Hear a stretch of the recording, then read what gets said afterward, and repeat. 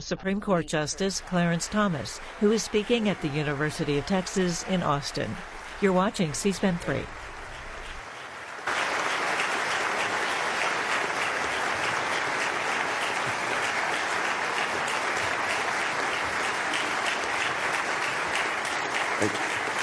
Thank you. Well, I think I'll quit while I'm ahead. Thank you all very much. President Davis, Provost Bowden, Dean Dyer, faculty, students, and honored guests. I thank each of you for being here, and I thank the school and the officials here for the invitation to visit the University of Texas at Austin. My wife, Virginia, and I are pleased to be here to celebrate the 250th anniversary of the Declaration of Independence. If my memory serves me, this is only my second visit to the University of Texas, and this is the first visit at the invitation of the university. But I have hired and worked with a number of outstanding young people associated with this university.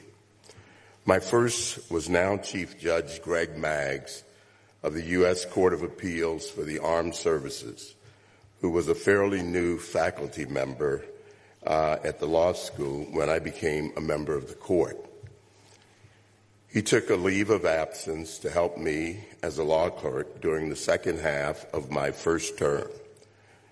My first UT graduate to serve as a law clerk was Greg Coleman 3 decades ago. Greg went on to become the first solicitor of the state of Texas. He was simply outstanding, as was his son Reed, who also was a graduate of the law school here and who was also equally outstanding. Greg's widow and our very dear friend Stephanie is with us today. Stephanie, thank you. And thanks for being such a good friend.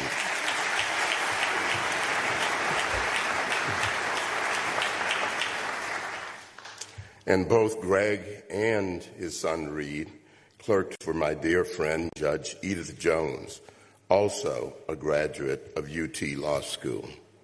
I greatly admire Judge Jones. She is one of my heroes, and I admire her as a person and as a jurist. And I'm grateful that she can be here today. A number of my former clerks are also here. I can't tell you which ones, so let me ask them to stand to be recognized.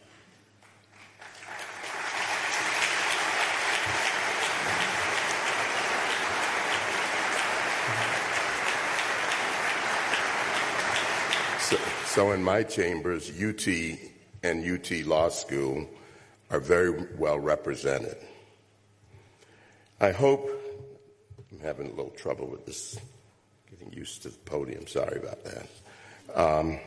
I hope that my talk today will help in some small way to inaugurate another great initiative, the state of Texas's plan to restore the teaching of civics and Western civilization to a central place in its flagship university. And I am grateful and honored to have been invited by Justin Dyer, the Dean of the new School of Civic Leadership. I'm also grateful for the assistance of my former law clerk, Professor John Yu, who has spent the last 3 decades at Berkeley Law School, but is now joining Justin and his team here at the University of Texas. The school's stated mission is to help students encounter the distinct inheritance of Western civilization and the American constitutional tradition as part of a larger quest for wisdom about how to live and how to lead. Your plans could not come at a more important moment for our nation when, as we celebrate the 250th anniversary of the Declaration of Independence, the very values announced in it have fallen have fallen out of favor. It is my sincere hope that your work to revitalize the teaching and research of Western civilization and the American constitutional tradition will lead the way in the reform of our nation's colleges and universities. And I hope that your example will help to rejuvenate our fellow citizens' commitment to the principles of the Declaration of Independence. I seem to always enjoy my travels to this amazing state. My wife, Virginia, and I have many wonderful friends and acquaintances here. And it is so special to have our dear friends, Harlan and Kathy Croat, join us today. One of the features of the state that stands out in a way that is the way that Texans talk about it.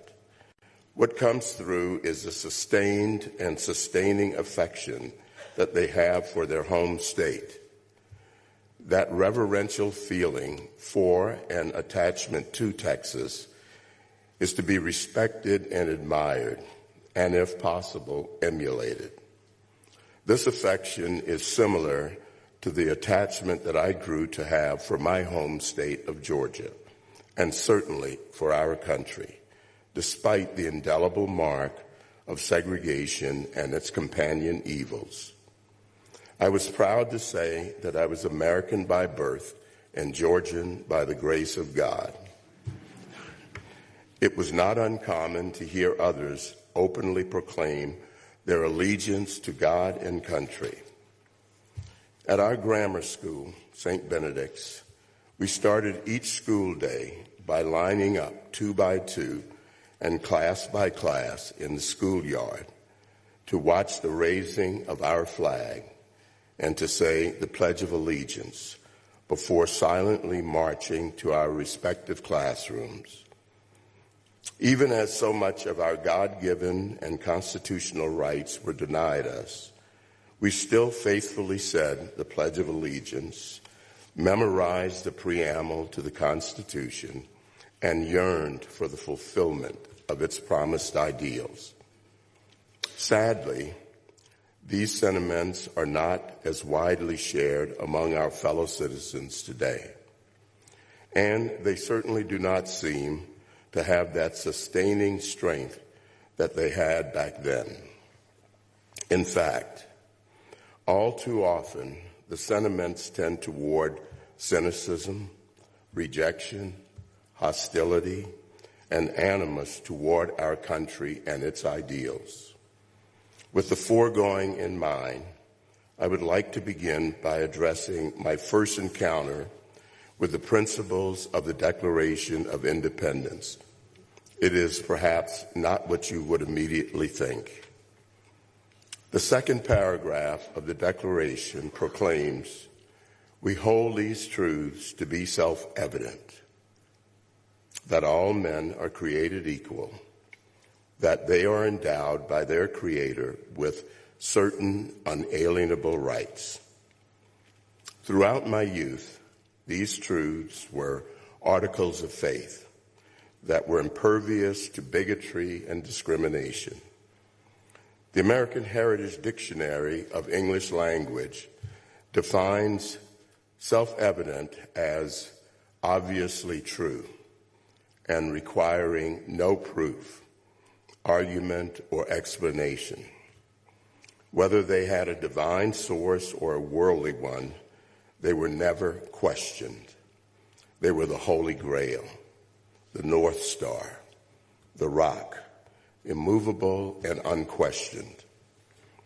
Despite the multiplicity of laws and customs that reeked of bigotry, it was universally believed among those blacks with whom I lived and who had very little or no formal education that in God's eyes and under our Constitution, we were equal. This was also the case with my nuns, most of whom were Irish immigrants. At home, at school, and at church, we were taught that we are inherently equal, that equality came from God, and that it could not be diminished by man.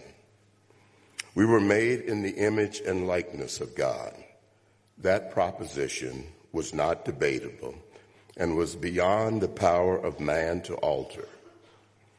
Others with power and animus could treat us as unequal, but they lacked the divine power to make us so. Somehow, without formal education, the older people knew that these God-given or natural rights preceded and transcended governmental power or authority.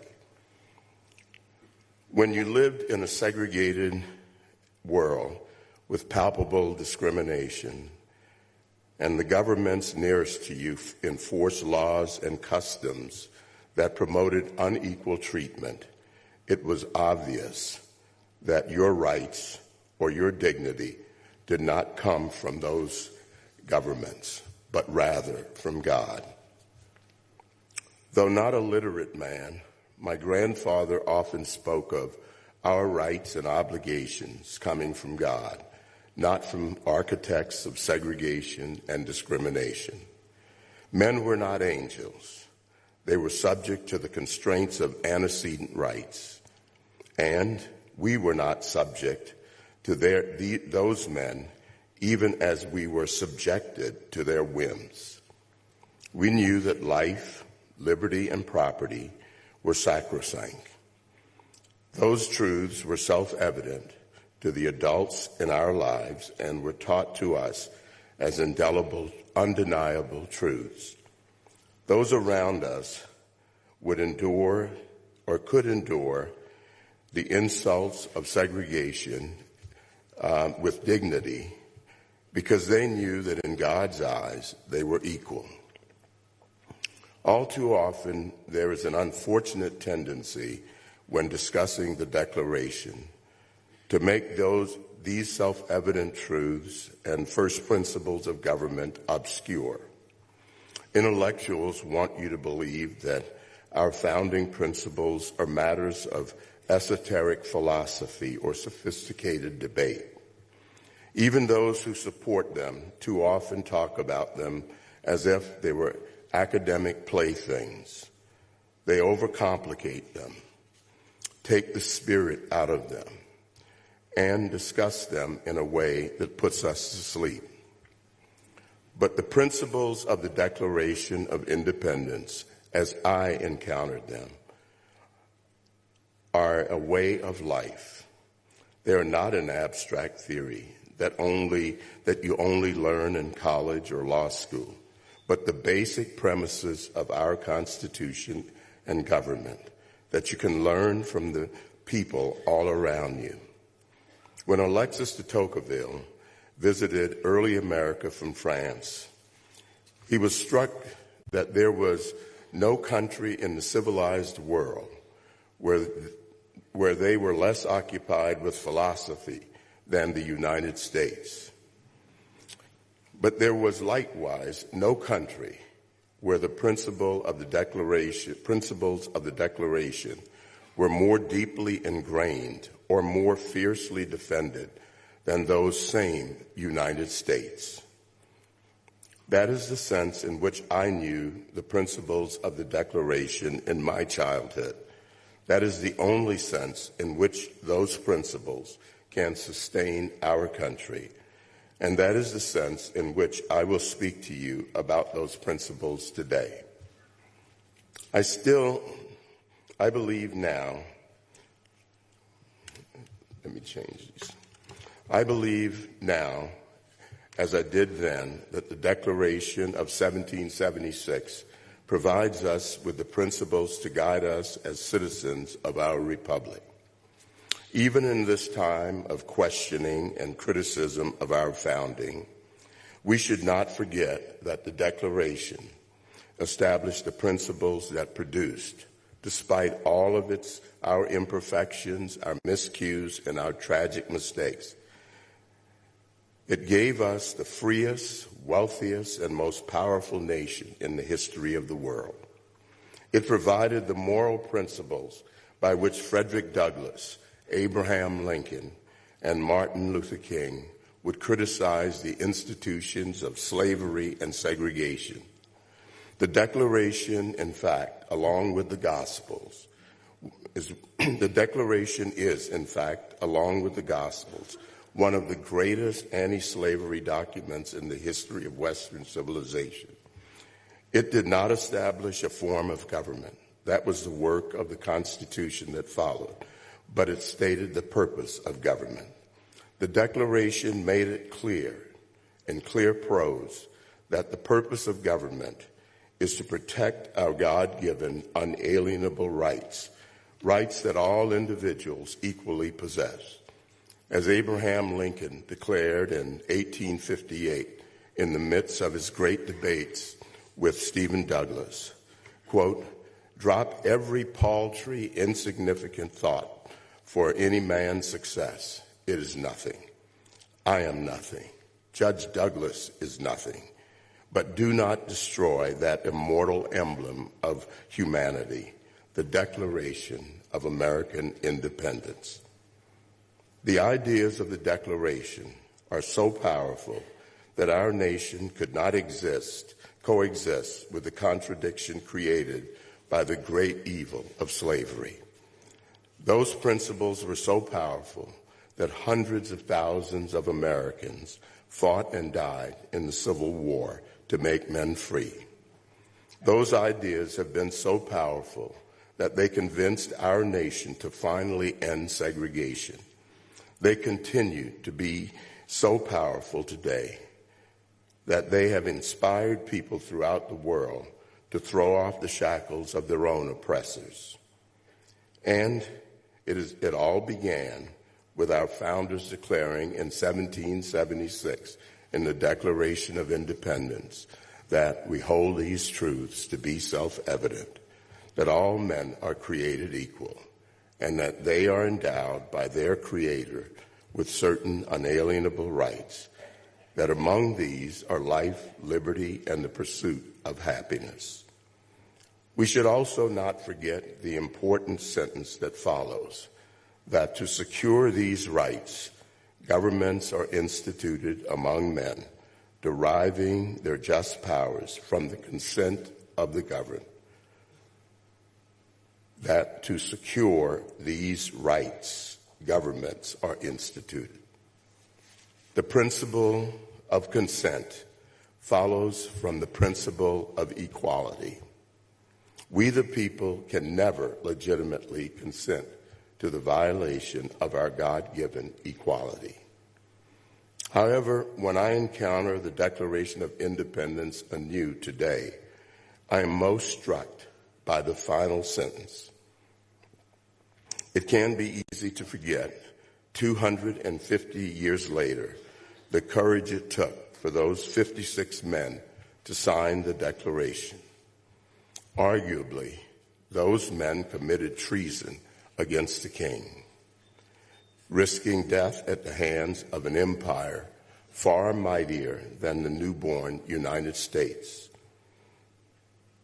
They thus concluded with the memorable final sentence, and I quote, "And for the support of this declaration, with a firm reliance on the protection of divine providence, we mutually pledge to each other our lives, our fortunes, and our sacred honor." I will say it again.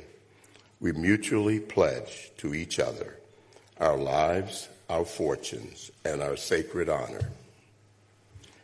Recently, I came across a definition of courage that is attributed to President Franklin Delano Roosevelt. And courage is not the absence of fear, but rather the assessment that something else is more important than fear. In essence, the signers of the Declaration were saying that they were willing to die for the principles they were asserting, the supreme act of courage. Those principles were more important than their fear. Nothing in the Declaration of Independence, I now realize, matters without that final sentence. Without that sentence, the rest of the Declaration is but mere words on parchment paper. Nice words, but nonetheless, just words. What changed the world was not the words, but the commitment and spirit of the people who were willing to labor, sacrifice, and even give their lives, what Lincoln at Gettysburg called the last full measure of devotion for the Declaration's principles. It is that devotion, it is that devotion to which we owe our rich inheritance. It was that devotion that sustained the Founding Fathers and the Continental Army as they fought and won the Revolutionary War, braved the winter at Valley Forge, crossed the Delaware, and defeated an army many times their number and firepower to win their freedom. It was that devotion that Nathan Hale expressed when, before being executed by the British, he reportedly said, "I only regret that I have but one life to give for this country." It was that devotion that Patrick Henry invoked when he stood before the Virginia Convention and asked, "Is life so dear or peace so sweet as to be purchased at the price of chains and slavery? Forbid it, Almighty God. I know not what course others may take, but for me, give me liberty or give me death." That devotion has driven the great achievements and heroism of Americans in the 250 years since. Think of the frontiersmen who settled the West. Think of the families who built their little towns on the prairies. Think of the women who raised their children to love God and country and sent them off to fight wars. Think of the soldiers on the battlefields of the Civil War who sang, "As he died to make men holy, let us die to make men free." Think of the innovators and laborers and engineers who, Tocqueville observed, were so infused with the patriotism that they felt every triumph for their country as a triumph in their personal lives. Think of how the devotion carried us from Independence Hall to Flanders Field and to the beaches of Normandy. Think of the memorable scene in the Band of Brothers when the American soldiers arrived at a concentration camp, saw the suffering, emaciated, desperate prisoners, unlocked the gates, and gave them food and blankets and warm embraces. The soldiers looked around and knew in their hearts that this is why we fight. Think of the passengers of Flight 93 that crashed in Shanksville, Pennsylvania on 9/11, or the young men and women whom we send in harm's way, even as we sit here today. Think of my grandparents who heroically, quietly, without fanfare, sat my brother and me down at the kitchen table in August of 1955 and committed the rest of their lives to us so that we could have a chance. They told us, "We don't have no education. We don't have no education and no chance, but you boys are going to have a chance. But we're going to devote the rest of our lives to you boys." It was their devotion, their love, their dedication to raising us right that has made the difference, not the words, though the words expressed as best they could what they intended to do. Their devotion is what mattered. Similarly, it is the devotion expressed in the final sentence of the Declaration, the willingness to do anything for our principles that has throughout American history been most indispensable. It is that devotion that we are missing today and that we must find in our hearts if this nation is to endure. I arrived in Washington, D.C. 47 years ago. It's hard to believe. I arrived as a staffer for Senator Jack Danforth of Missouri in 1979, telling myself that the job on Capitol Hill would be a short stop on my way home to Savannah, Georgia. I then joined the executive branch during the Reagan administration, served in 2 federal agencies for nearly a decade, served as a judge on the Federal Court of Appeals, and have for the past 34 years served on the Supreme Court. Since the day I arrived in Washington, there was never a shortage of people espousing noble purposes, saying all the right things. All around me, there have been people full of promises, claiming a commitment to some righteous cause, to traditional morality, to national defense, to free enterprise, to religious piety, or to the original meaning of the Constitution. These people can be just as high-minded as the men who signed the Declaration. They can mouth the words of the Declaration and parrot its principles. They can write essays and talk at conferences about the Declaration with the best of them. All too often, however, this was but lip service, camouflaged by grand theories in the tall grass of big words and eloquent phrases. What seemed to be lacking, however, was that devotion. People gain positions of authority, and you learn who they really are. To paraphrase something I recently read, combat strips us down to our essentials. Once in the spotlight, in that combat, many people fall prey to the lures that are set up to turn them away from their previously untested principles. They become petrified by criticisms, so fearful of negative attention that they find ways to avoid doing the right thing. Or they fall prey to the enchanting siren songs of flattery and become so bewitched by praise that they will desperately seek to conform accordingly. They are enticed by access to things that were previously unavailable to them. They get so swept up in the euphoria of acclamation and acceptance that they put aside their convictions. They water down their message, negotiate against themselves, vote against their principles, and hide in the tall grass. They recast themselves as institutionalists, pragmatists, or thoughtful moderates, all as a way of justifying their failures to themselves, their consciences, and their country.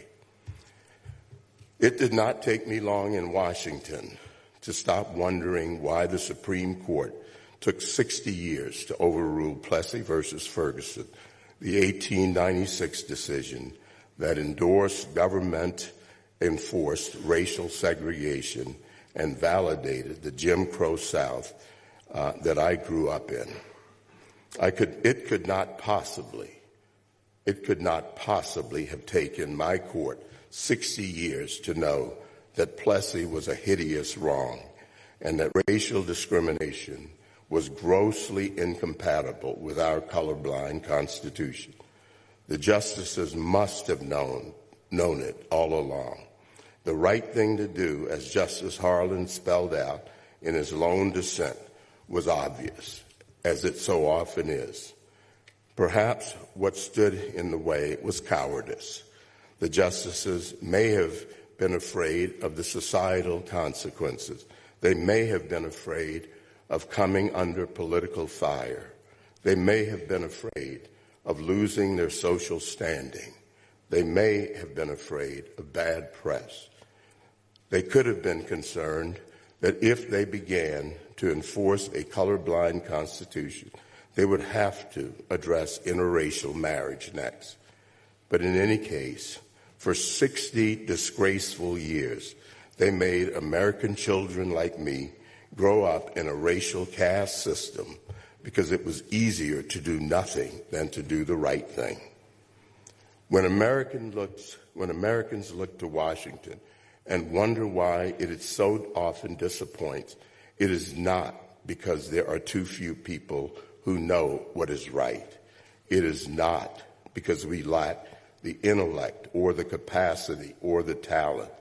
It is instead because there are too few people who are willing to do what it takes to do the right thing, to sacrifice the popularity, flattery, comfort, and security that are the purchase price for principle.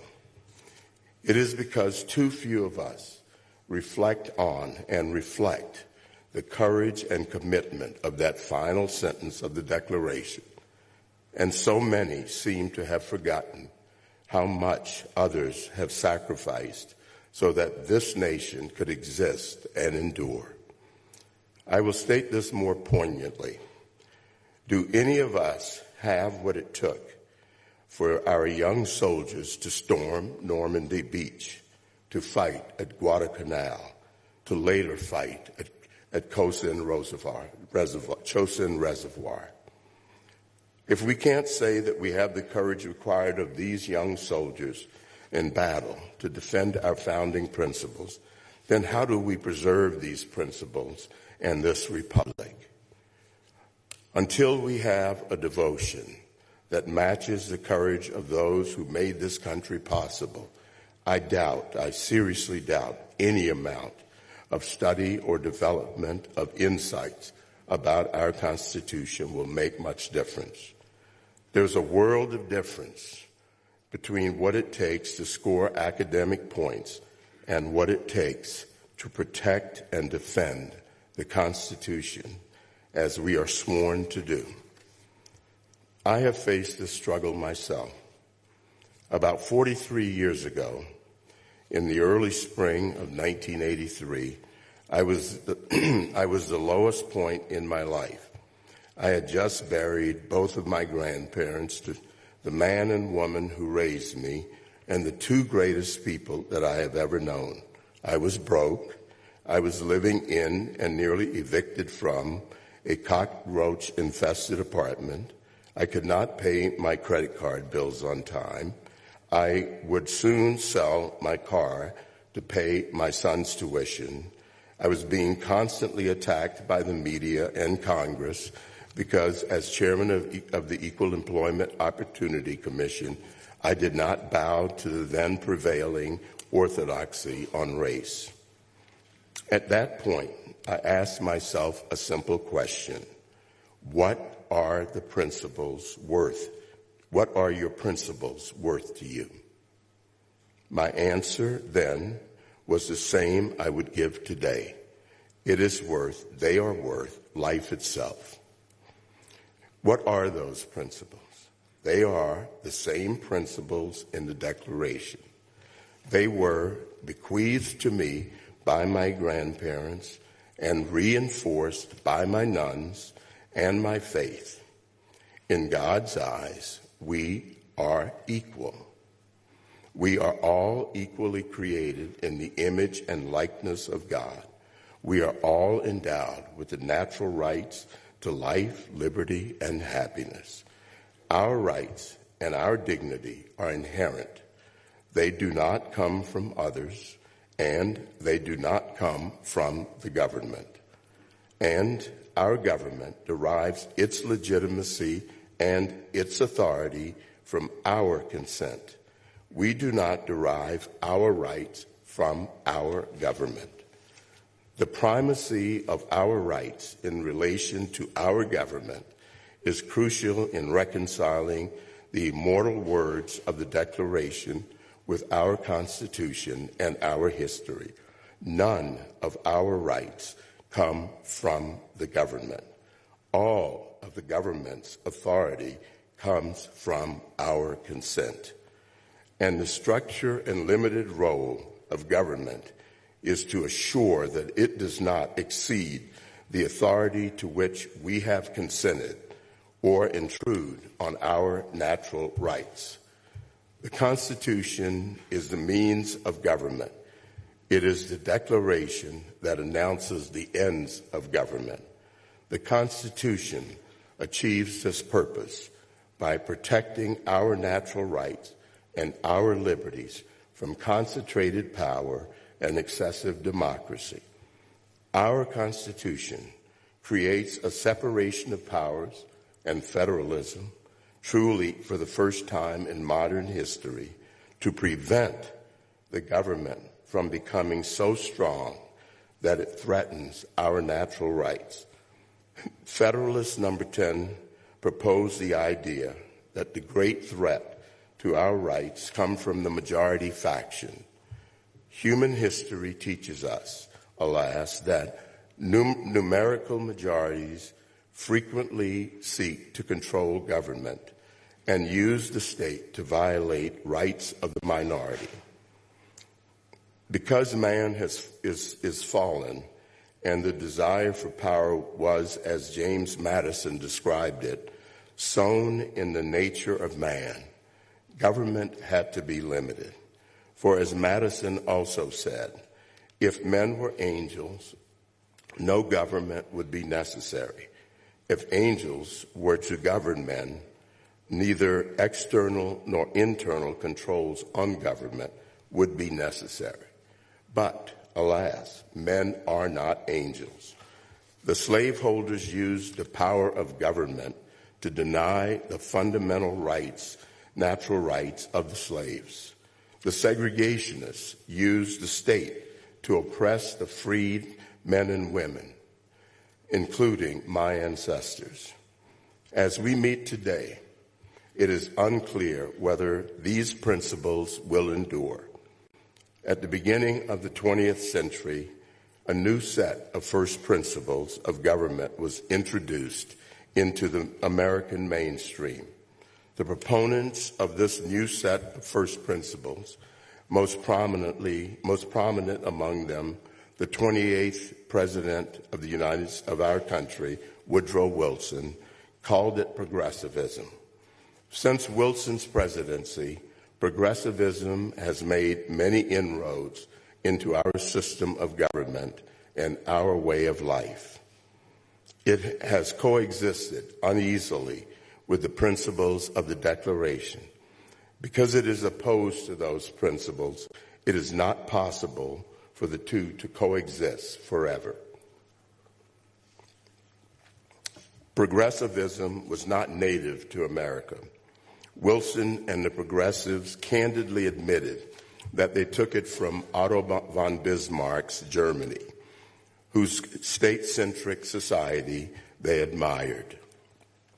Progressives like Wilson argued that America needed to leave behind the principles of the founding and catch up with the more advanced and sophisticated system of relatively unimpeded state power, nearly perfected.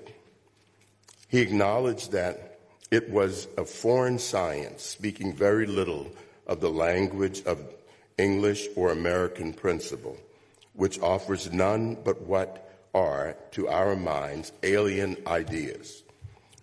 He thus described America, still stuck with its original system of government, as, quote, slow to see the superiority of the European system.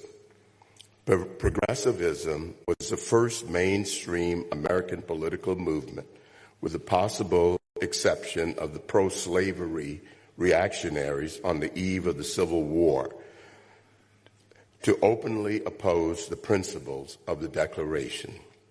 Progressives strove to undo the Declaration's commitment to equality and natural rights, both of which they denied were self-evident.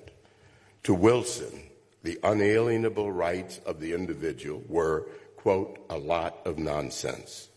Wilson redefined liberty not as a natural right antecedent to the government, but as, quote, the right of those who are governed to adjust government to their own needs and interests. In other words, liberty no longer preceded the government as a gift from God, but was to be enjoyed at the grace of the government. The government, as Wilson reconceived it, would be, quote, beneficent and indispensable. Progressives such as John Dewey attacked the framers for believing that their ideas were immutable truth, good for all times and places, when instead they were, according to him, historically conditioned and relevant only in their own time. Now Dewey and the progressives argued those ideas are to be displaced. Progressivism seeks to replace the basic premises of the Declaration of Independence, and hence our form of government. It holds that our rights and our dignities come not from God, but from government. It requires of the people a subservience and weakness incompatible with a constitution premised on the transcendent origin of our rights. You will not be surprised to learn that the progressives had a great deal of contempt for us, the American people. Before he entered politics, Wilson would describe the American people as, quote, selfish, ignorant, timid, stubborn, and foolish. He lamented that we do too much by vote and too little by expert rule. He proposed that the people be ruled by administrators who use them as tools. He once again aspired to be like Germany, where the people, he said admiringly, were docile and acquiescent. The century of progressivism did not go well. The European system that Wilson and the progressives scolded Americans for not adopting, which he called nearly perfect, led to the governments that caused the most awful century that the world has ever seen. Stalin, Hitler, Mussolini, and Mao all were intertwined with the rise of progressivism, and all were opposed to the natural rights on which our Declaration are based. Many progressives expressed admiration for each of them shortly before their governments killed tens of millions of people. It was a terrible mistake to adopt progressivism's rejection of the Declaration's vision of universal, unalienable natural rights. Wilson's claim that natural rights must give way to historical progress could justify the greatest mistake in our history. In Plessy versus Ferguson, my court upheld Louisiana's system of racial segregation because, quote, separate but equal, it observed, was reasonable in light of the established usages, customs, and traditions of the people, and with a view to the promotion of their comfort and the preservation of the public peace and good order. It comes as no surprise that the progressives embraced eugenics. Progressives believed that Darwinian science, the idea of ever-advancing progress written into biology itself, had proven the inherent superiority and inferiority of the races.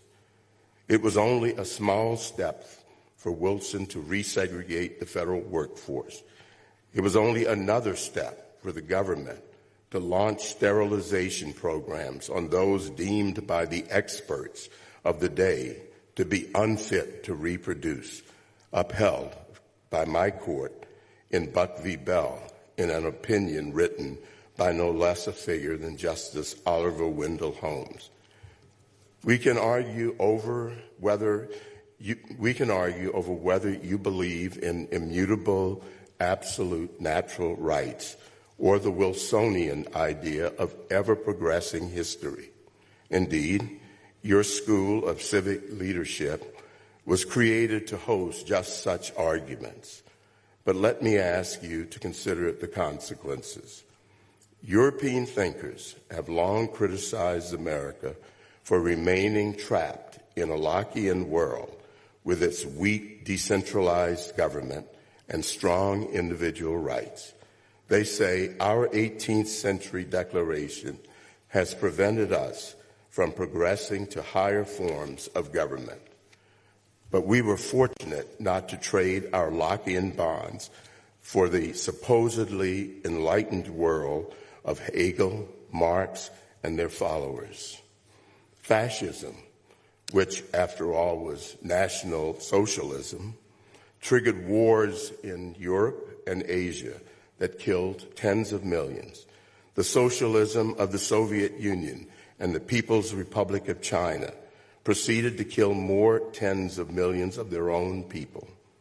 This is what happens when natural rights give way to the higher good of notions of history, progress, or, as Thomas Sowell has written, the visions of the anointed. None of this, of course, was an improvement on the principles of the Declaration. Tocqueville's Democracy in America is largely about how America owed its superiority over Europe to its conscious decision to reject central planning and administrative rule, root and branch. Progressivism, in other words, is retrogressive. As Calvin Coolidge said on the 150th anniversary of the Declaration, and I quote, "If all men are created equal, that is final. If they are endowed with inalienable rights, that is final. If governments derive their just powers from the consent of the government, that is final. No advance, no progress can be made beyond these propositions.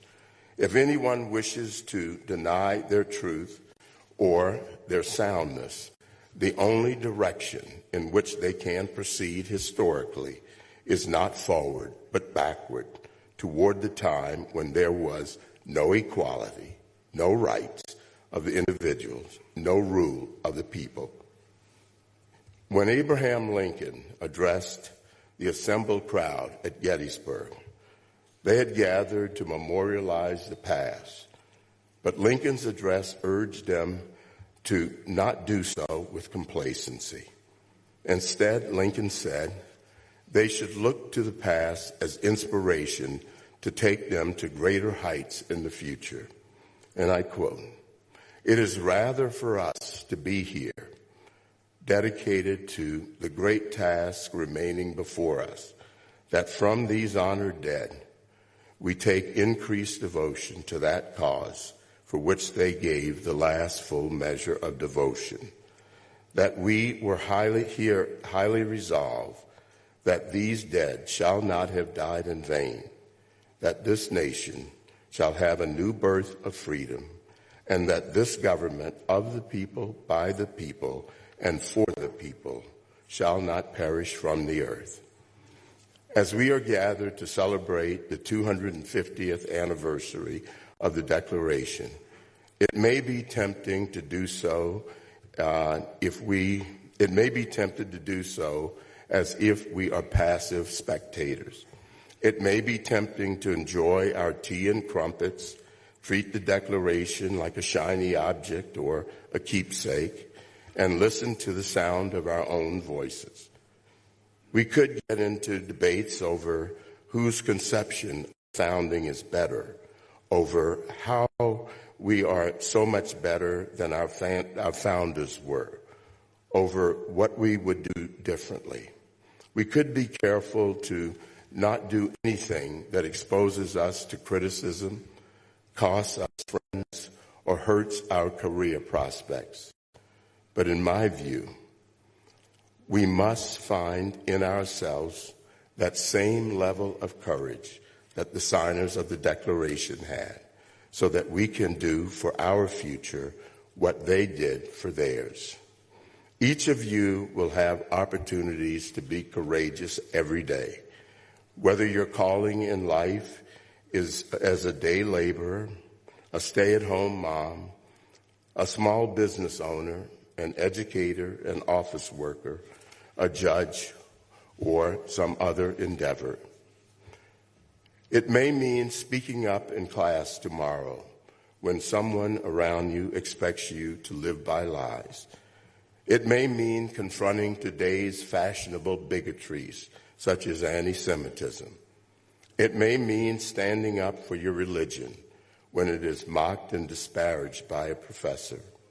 It may mean not budging on your principles when it will entail losing friends or being ostracized. It may mean running for your school board when you see that they are teaching your children to hate your values and our country. It may mean turning down a job offer that requires you to make moral or ethical compromises. One thing I do know to be true. It will mean waking up every day with the resolve to withstand unfair criticism and attacks. These are the choices that we will confront, that will confront you, and you must decide whether to respond with timidity or with courage, as the signers of the Declaration did. It will, of course, not be easy. It never is. But if, like me, you need a greater source of strength than yourselves, you will need to rely on your faith to guide and to sustain you through it all.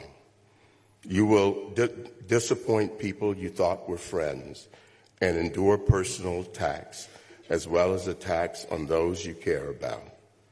But if you stand, you will find that courage, like cowardice, can be habit-forming, and it will become a part of your life and a part of who you are. And I may dare say it is liberating. You will also be a living example for others to emulate. So by all means, celebrate the Declaration of Independence. It is the most important act of American history, the foundation of our Constitution, and as Lincoln said, the sheet anchor of our republic.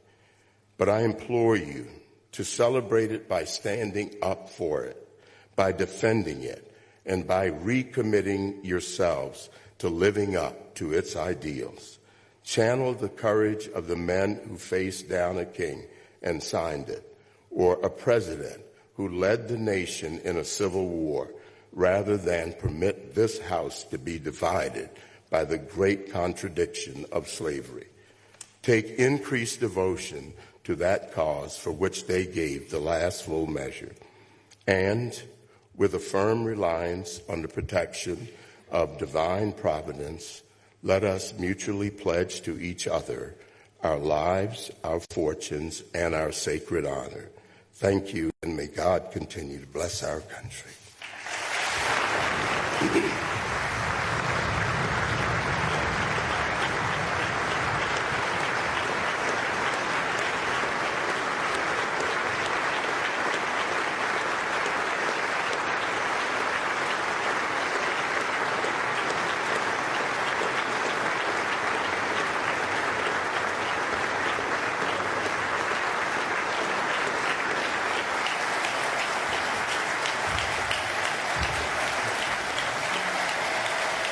Sorry to go on so long. No, we are so grateful that you came to our university to deliver this fantastic address. It's meaningful and important. We are honored by your presence. And so we brought you a present to remember the Longhorn family as well. This is your jersey and your invitation to come back to our campus every day. Thank you, sir, very much. Thank you. Yes. Thank you. Hold on, watch this. Your name's on the back. Well, you got to wear it sometime.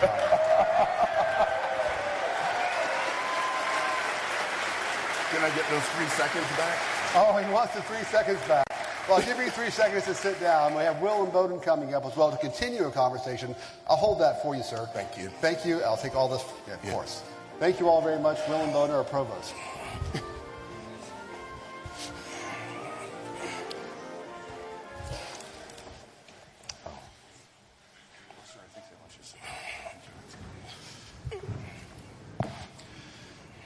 Well, thank you very much, Your Honor. That was a stirring address. It gave us a lot to think about and to reflect on. Hope it wasn't too painful for you as a Nebraska fan to be given that jersey there at the end. So anyway, but you're in friendly. Well, I offered it up. Okay. For the final part of our program today, a number of our wonderful students here at the University of Texas, undergraduates and graduates, have submitted a number of questions that Justice Thomas has graciously agreed to address. So I'll read the name of the student, the school they're in, and then the question. And some of these are going to be softballs, and others are going to be for the final exam. So, all right. So anyway. All right, the first one comes from Austin Boyles of our law school. What is your favorite opinion you've ever written? I have no idea. I don't keep, honestly, I don't want to be glib, but one of the things I decided early on is never to keep score, never to keep trophies. I don't count the number of opinions. I don't count the number of years I'm on the court or anything like that. I think you just do your job. You get up every day, you do it, and you leave it there. I think that the most dangerous opinions are the ones that people seem to have the least interest in. And just remember, Plessy was not considered an important opinion. You won't find any contemporaneous law review articles or anything on it. And look at the damage that it's done. And any judge can tell you that any number of unimportant opinions sit there in our reports like a loaded gun, and somebody finds it and they use it on something really important. So I don't know how many opinions I've written, but if I were forced to choose opinions, the category I would choose would be the ones that nobody's interested in, like Ford Motor Credit or something like that. The time value of money. You can't do much damage with that.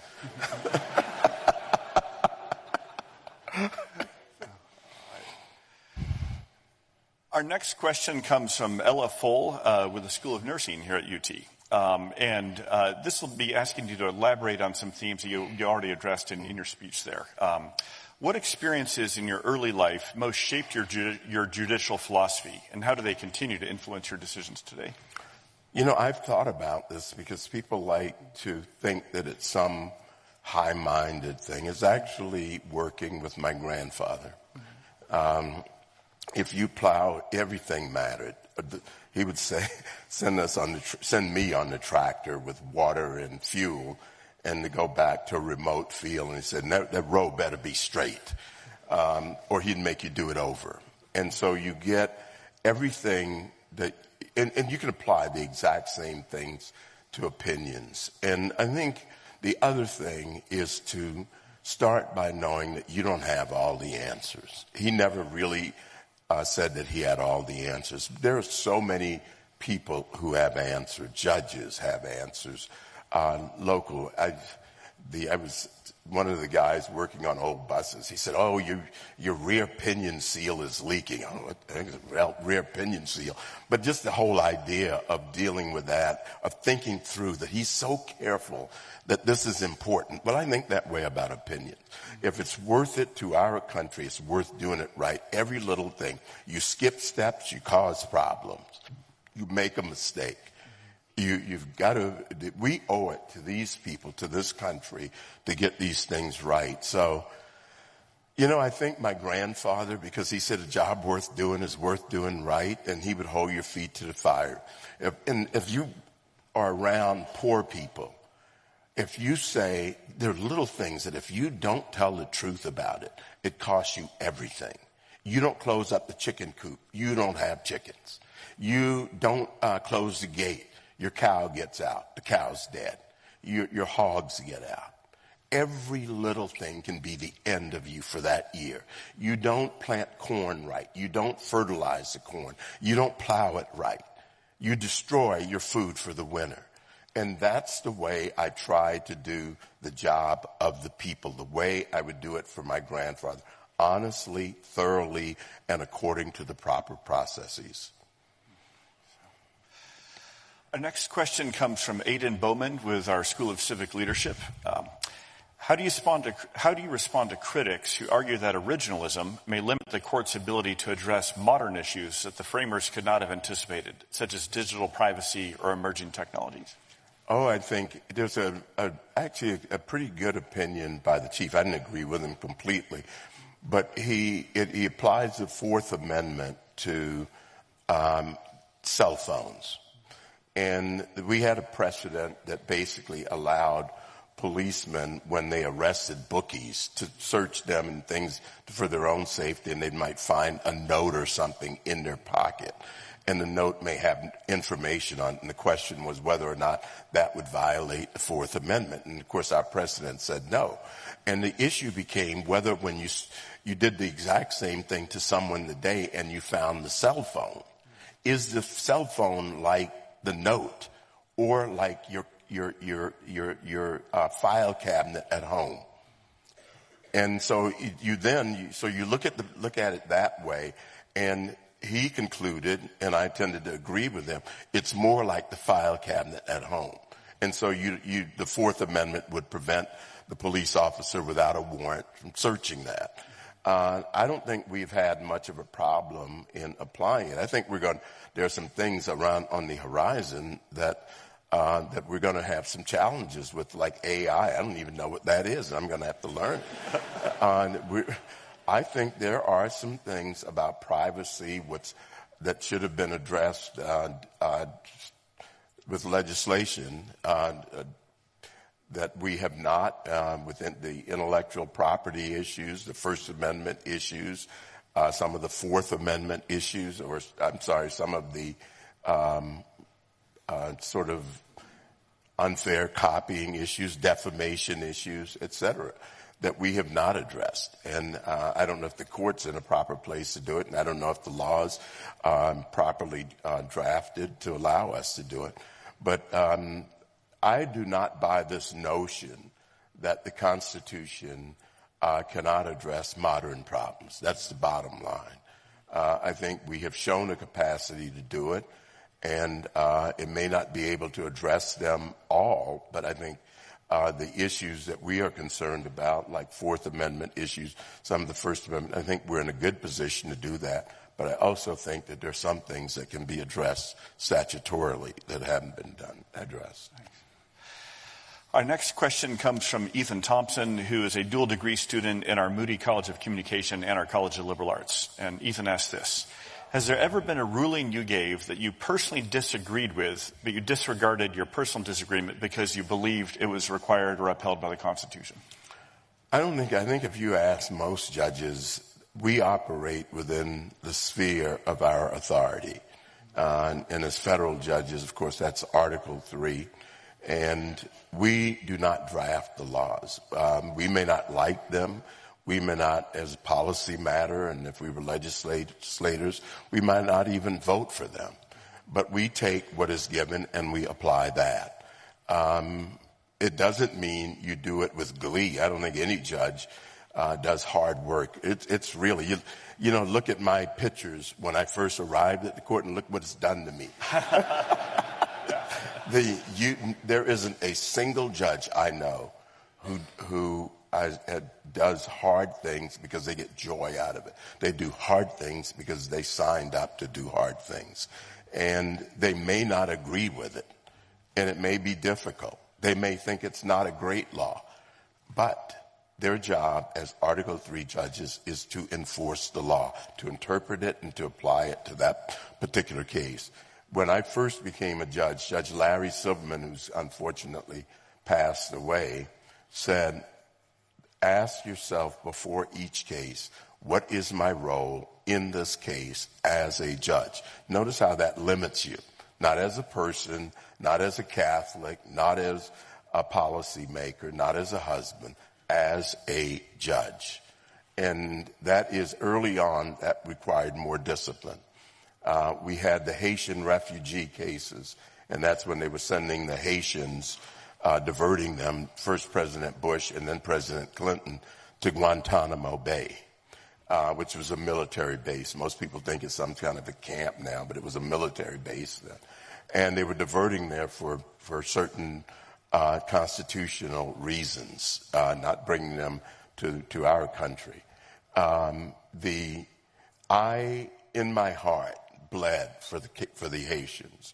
It broke my heart. And I remember speaking with I was brand new. I spoke with Chief Justice Rehnquist And he said, you have to do your job. And he was really good about it. I said, this is really hard, but it was that moment where you learn this is what the limit is on my authority. This is my role, and I have to accept it. But that was early on a very, very difficult case. I don't think anyone could look at people in those circumstances and as a human being not feel badly about it. But our job is to, as a clerk said about one of my colleagues, that he should man up. Our job is to man up and do our jobs. I won't ask who that clerk was. Oh, Okay, all right. I'd say it's off the record, but there's 1,000 people. Oh, no, nothing's off the record. We'll talk afterwards. All right, you lose control of it as soon as you utter it. Yeah, okay. All right. Shane David Willett from the School of Civic Leadership asked this. If you could recenter the study of constitutional law, what aspect of American constitutionalism do you think is both foundational yet strangely underdiscussed? Oh, I think the ratification, the founding, I think what our framers really meant by the Declaration. I think that, when I was in law school, we didn't even read the Constitution when I took constitutional law. We did not certainly read the founding. We did not read. Pauline Mayer has this wonderful book on ratification. I mean, it is one of the things that I have found being in this job and what we owe to our fellow citizens is to educate ourselves about history. I just think we owe it. It's like the football players have off-season, they have conditioning and all those things. I think we have to do the exact same thing. We have to be prepared. We have to read about Reconstruction, on and on and on. It isn't just about looking at the words. It's about looking at everything that was around it. I remember when we were working on my separate writing in the McDonald gun case, and people were saying things like the framers never thought of broadly about the right to bear arms, and especially with respect to the newly freed men. Well, you can go read Eric Foner, and you don't have to agree with him politically, but you read his book on Reconstruction. You can read others on Reconstruction. They were concerned when they drafted the 14th Amendment, what was happening to the freedmen in the South after Reconstruction, and it was awful. You had the Knights of Camellia, you had the Ku Klux Klan, and sure, they thought they had a right to protect themselves.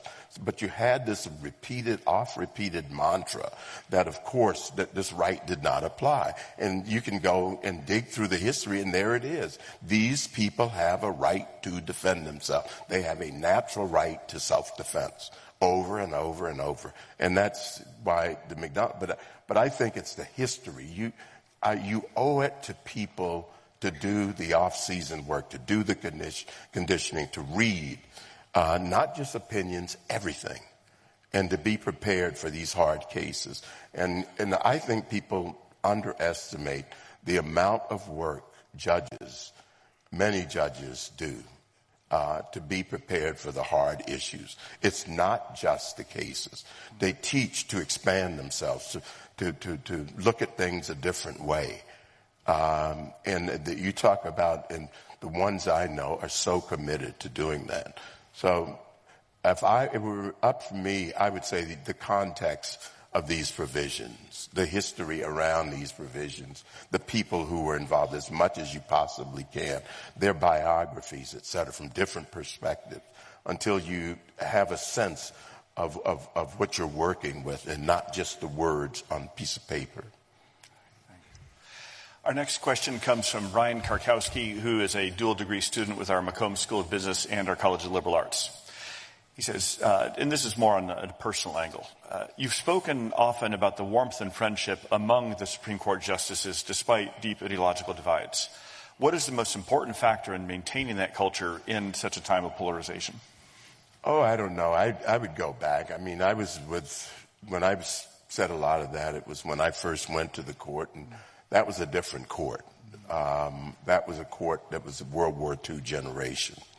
There are people on that court like Sandra Day O'Connor, who I think gets way too little credit for what she did. These were people who respected, they were more in that tradition of a civil society, etc., and who would listen to different points of views. I think this generation of kids they're in a different world. They're in a world in which I think Marcuse and the people who advocated intolerance 30, 40 years ago would be happy with this intolerant view that your enemy, that the people who disagree with you are your enemies.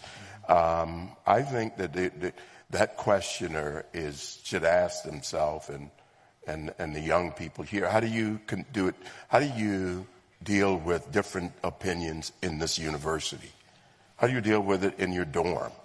How do you deal with it at the coffee shop? And when I went to college, you could debate endlessly. We called them rap session all night.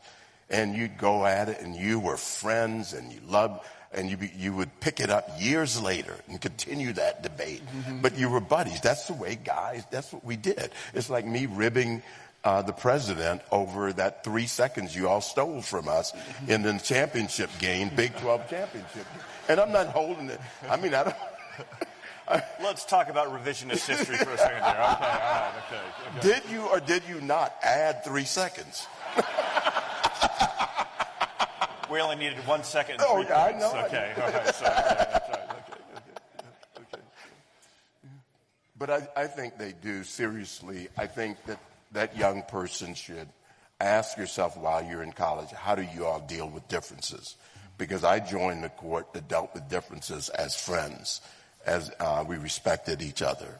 And I don't know how, that's civility. I don't know how you bring it back in the current environment with social media and name calling and people accusing each other of various things and animus. I don't know how you do that. And I fear that that's going to infect the institutions such as the court and judges, et cetera, in the future, because these are the young people who will be in these jobs. Our next question is one that I know you've got some views and a track record on. We talked about this earlier today, so I'm especially excited to ask this one. It comes from Edwin Ling with our College of Natural Sciences. For those who don't or haven't attended an Ivy League for law school but are interested in being a Supreme Court justice or clerk, what would their path look like? Is there any significance in having an Ivy Law degree on the Supreme Court? And do you see that trend shifting in the future?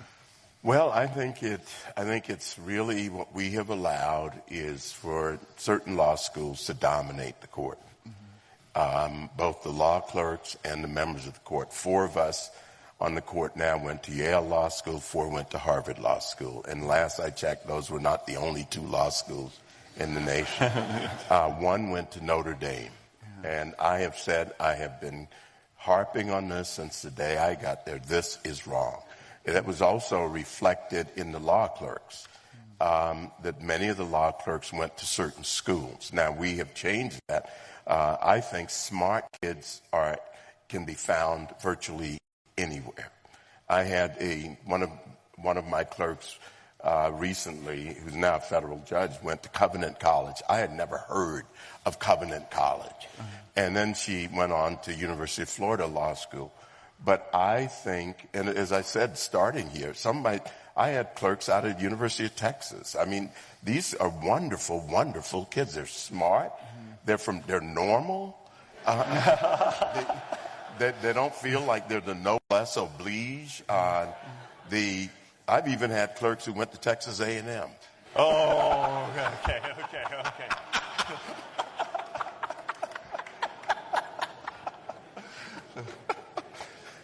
Now, you have to be more broad-minded than that. Yeah. No one's perfect. Okay.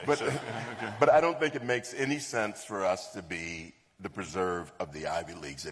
I've been very consistent about that. I think that people talk about diversity on the court. You talk about a lack of diversity.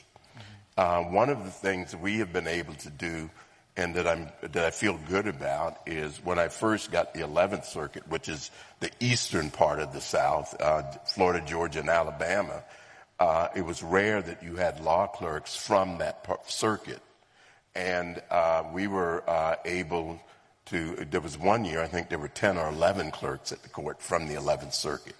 We have clerks from the 5th Circuit. We're beginning to get kids from all over. And I think you're going to see that in the future feed in the judicial appointments.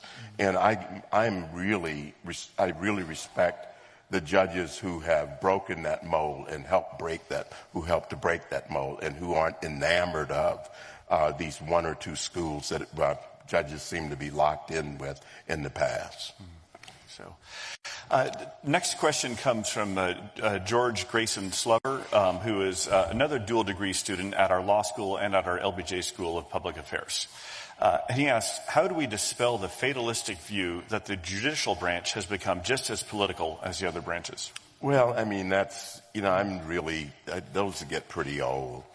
I think that we have reached a point where the people who comment on judging and on courts have become more like political commentators. When I arrived at the court, there were people who actually read the opinion and commented on the opinions, and would explain as you go back to the 1950s, for example, or the 40s, and you read the New York Times on, say, Wickard and Filburn. It's beautifully written. It's concise and it's straightforward and it's actually correct. And it raised points for the future. Now it's like a drama. And I was kidding about the University of Nebraska game. Actually, I wasn't. But I want you to just put it in this context. That you and I, if we're watching a football game, say you all are playing Alabama, and the referee makes a call that costs you the game, as a fan, what's your reaction to that referee? Pretty mad. Yeah, and you base it totally on the call he made because you wanted a particular outcome. Okay, now let's change it. Let's say that referee makes the exact same call, but it's against Alabama. What do you think of that referee? Justice. Yeah. That is exactly what is happening now to the judiciary. When they like an outcome, you're great. When they don't like an outcome, you're horrible. You're political. You're going out. And I don't think that's good for your country. That goes back to the point about civility. They're not commenting as people who are commenting on law. They're commenting almost as fans. It's all outcome determinative. Or the outcome determines the analysis. It backwashes into what they think of the judging. Now, I'm not going to make any comment about judges themselves.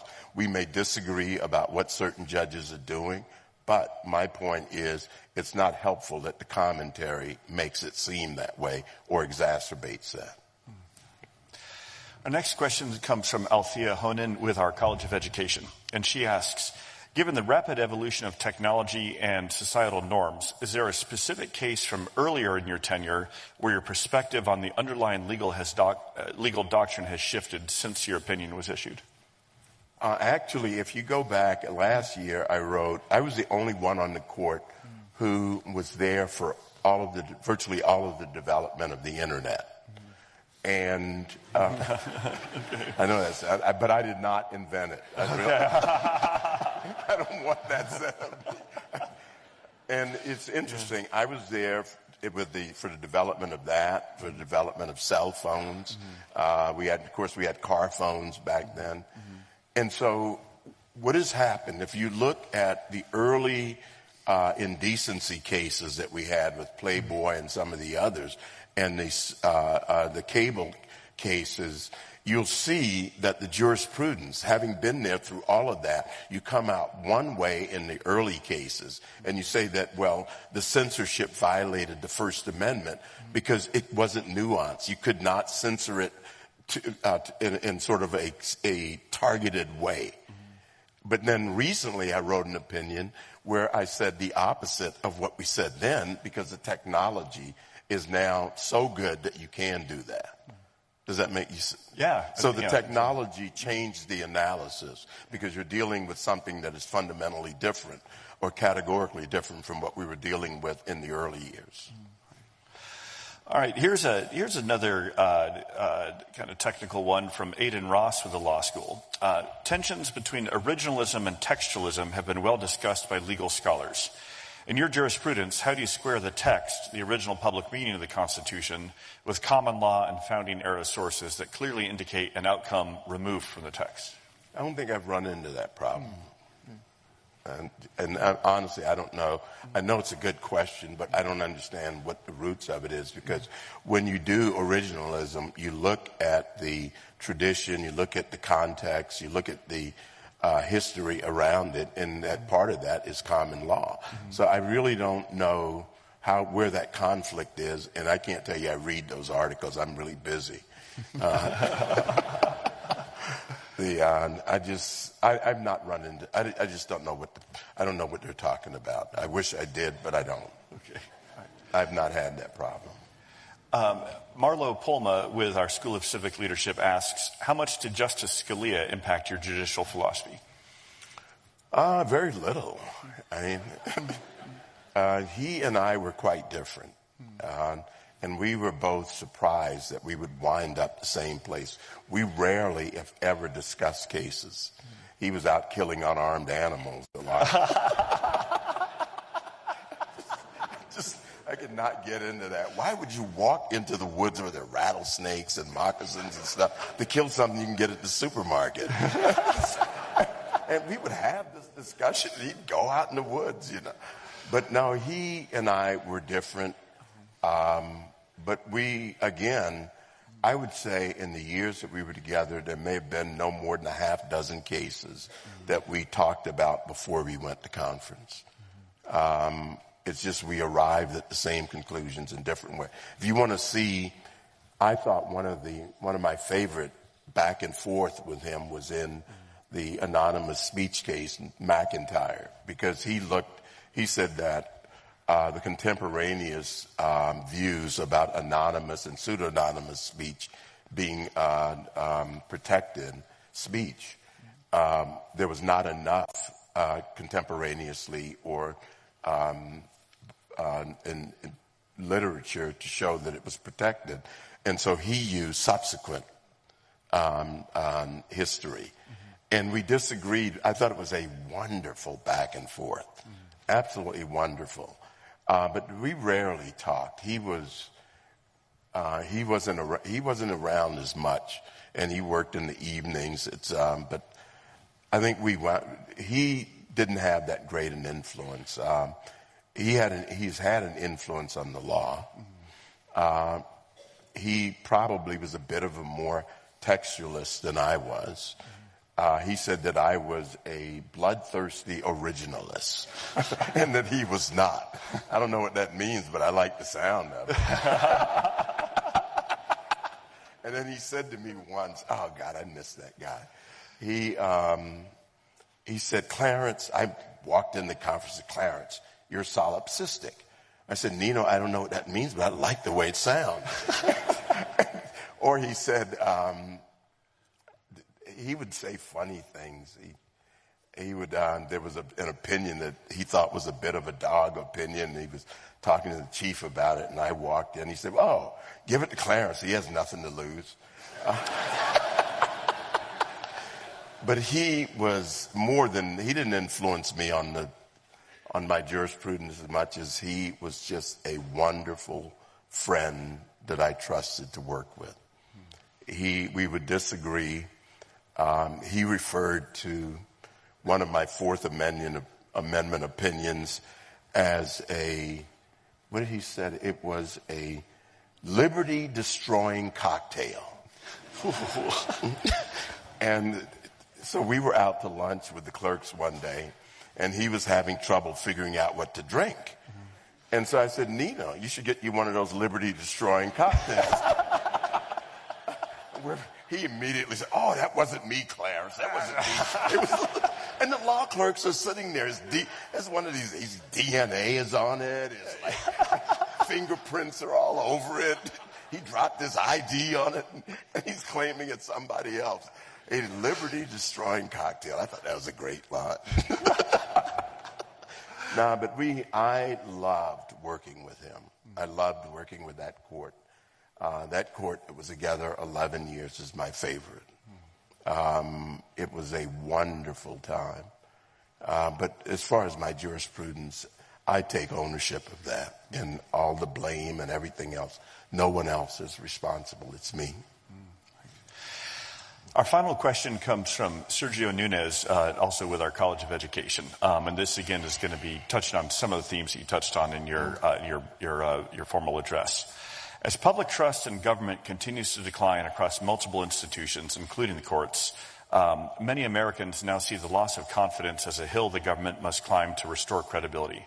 Why do you think public trust has eroded? Which concerns do you think are legitimate? And how do you suggest that we as a people could rebuild confidence in government, including the judiciary? Oh, I think by learning more about it, by understanding it, and by not being controlled by people who have an interest in constantly pounding away because they don't agree or they want something else. It's like they're throwing temper tantrums. I think that unless people, and I meant what I said, I do not. It took the speech even. It takes a lot of work for me because I want to say what I actually think. And I think if we don't stand up and take ownership of our country and take responsible for it, we are slowly letting others control how we think and what we think. I think the beauty of going to school is that you learn how to think for yourselves. You develop the discipline to think things through. If you think it's losing confidence, then you get up and you participate. You don't sit on the sidelines. You think that the state is being run and inconsistent with how you feel, then you get up and you participate. You prepare yourself. If you think that the medical profession is not right, well, you become a doctor or be a medical person, and you deal with that. I think we need to take ownership of our country. It's our country. It is not on automatic pilot. People know more about how to program their cell phone than they know about their participating in their government. They read more. I don't know who reads all these notices when you have to update your stuff, but they probably do. I mean, the Constitution is that thick. You could sit down over a cup of coffee and read the entire thing. How many people have read it? How many people know why those provisions are there? I mean, I think each of us, this again, try to make the point, is government by consent. That means we take ownership. It's our consent. And it's our country. And the only way, I was asking a student at lunch today, and I'll repeat it. If you let someone use your car and you never check on it, whether they changed the oil, they had it serviced, you just let them take it to East Texas and use it. And you get it back. What condition do you think it would be in? It wouldn't look that, and that's what we're doing to our country. And if you want to think of people, how much they protect their cell phones. Why don't we protect our country that way? It's ours. And if you want it to have trust, if correct what you think is wrong, then get up and do it. Learn more about it. I was at a group of high school students visited me some years ago, probably 30 years ago. It's hard to say that. I'm hanging around a long time. But 30 years ago, and the teacher in front of the students said, "How many members of the court are there?" Well, she had a brochure in her hand that had 9 members. I mean, well, how hard is it to count to 9? So I think it's our country. We should take ownership of it, learn more about it, participate. If you don't like the way it runs, you run. If you don't like the way something is done, you get in there and you do it the way you think it ought to be done. Or if you think that you want to check to see whether trust is declining, you go and do it yourself. Don't listen to the networks or somebody on social media. Go check for yourselves. So I think, again, I repeat what I said there. It's our country. It's governed by our consent. Let us act like that and take ownership of it. Well, Your Honor, you have blessed us greatly here with your wisdom, your candor, your patriotism, and some of these closing exhortations. So everyone, please join me in one more big show of Texas gratitude. Thank you. Sure.